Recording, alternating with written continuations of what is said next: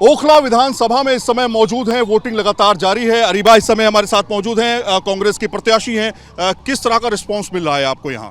देखिए, आप सुबह 7 बजे से लगातार जो है पब्लिक सड़कों पर है वोट डालने के लिए, और कहीं ना कहीं ये एक मैसेज है कि जिस तरीके से लोग ऊब चुके हैं इस सरकार और इस एमएलए से, और वो एक बदलाव चाहते हैं, उसी का ये साइन है कि सुबह 7 बजे से लाइनें लगी पड़ी हैं सारे बूथों पर। और इंशाल्लाह हम लोग बहुत वेरी पॉजिटिव कि इंशाल्लाह वो जो बदलाव की हवा है वो कांग्रेस की तरफ चल रही है। ये भी कहा जा रहा है कि 3 मुस्लिम कैंडिडेट हैं और 3 मुस्लिम पार्टियों की तरफ से, खासतौर पे आम आदमी पार्टी, एमआईएम और एक और पार्टी से। तो आपको लगता है कि यहाँ पर जो मुस्लिम वोटर्स है वो कहीं डिवाइड होता हुआ नजर आप ओखला के पुराने इलेक्शन का ट्रैक रिकॉर्ड निकालिए, सारे जितने हुए हैं, आप पैटर्न देखिए। उसमें एक तरफा वोटिंग होती है ओखला में हमेशा।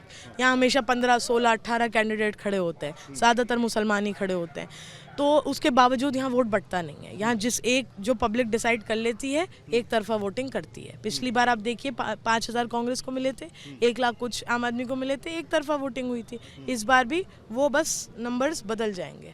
कांग्रेस इंशाल्लाह मजबूती से यहाँ चुनाव निकालेगी और आम आदमी पार्टी 5 से भी कम में सिमट जाएगी। कांग्रेस का असेसमेंट क्या है 70 सीटों को लेकर के?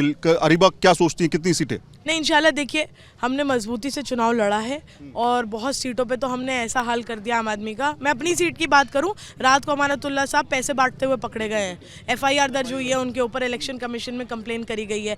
आप छटपटाहट का आलम देखिए, क्योंकि दिख रहा है कि हमें सीट हाथ से जा रही है, तो अब वो यहाँ के आवाम को बिकाऊ समझ रहे हैं। वो सोच रहे हैं रातों में पैसा बांट देंगे तो आवाम बिक जाएगी। एमआईएम भी चुनौती देगी?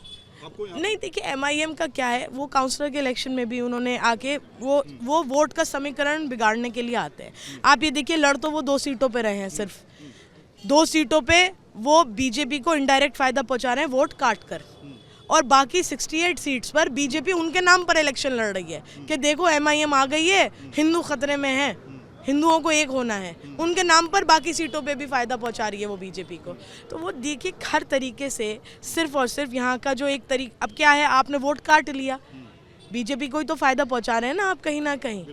तो यही पैटर्न एमआईएम जो है वो सारी सीटों पे करती है। शुक्रिया न्यूज़ नेशन से बातचीत करने के लिए। तो अरीबा खान लगातार अलग अलग पोलिंग स्टेशंस पे जा करके वो देख रही हैं माहौल क्या है, किस तरह से है। लेकिन जिस तरह की बड़ी बात उन्होंने कही है कि एमआईएम के आने से वोट कटता हुआ दिखाई दे रहा है, लेकिन दूसरी तरफ वो ये भी कह रही हैं कि किसी भी तरह की कोई दिक्कत नहीं है, कांग्रेस यहाँ पर लीड कर रही है। सवाल खड़ा ये होता है कि मुद्दों की राजनीति, खासतौर पर यहाँ के जो आवाम है वो मुद्दों पर वोट डालना चाह रहे हैं। इस बार विकास सबसे बड़ा मुद्दा है, उसको लेकर के भी नेता लगातार लोगों के बीच में हैं। वीडियो जर्नलिस्ट जयराम के साथ Syed Aamir Hussain, news nation, Okhla, Delhi. News nation अब व्हाट्सएप पर खबरों की ताजा अपडेट के लिए न्यूज़ नेशन के इस क्यूआर कोड को स्कैन करें।